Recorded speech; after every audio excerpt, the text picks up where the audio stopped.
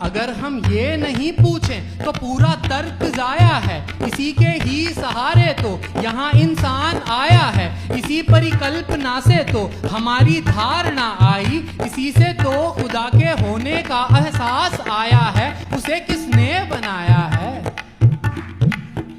अगर उत्तर है ये उसको किसी ने नहीं बनाया है, तो अब तक आपने हमने महज बेजा खपाया है। तो अब तक आपने हमने महज बेजा खपाया है। अगर ये बोल सकते हैं कि एक तदबीर है ऐसी जिसे कोई नहीं गढ़ता, कोई तस्वीर है ऐसी, तो फिर इस कायदे से आप भी ये मानते हैं कि कहीं अस्तित्व में है कुछ बनाए बिन किसी के भी।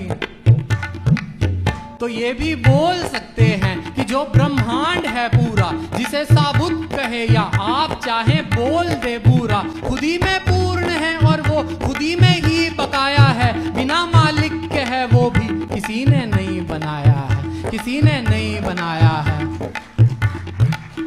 भला जब दूर इतना आके भी रुकना ही था सबको, किसी के सामने बिन तर्क के झुकना ही था सबको। तो फिर रुको जहां मन हो, तो फिर रुको कहीं पर भी, रुको फिर आसमानों में या चाहे तो जमीन पर।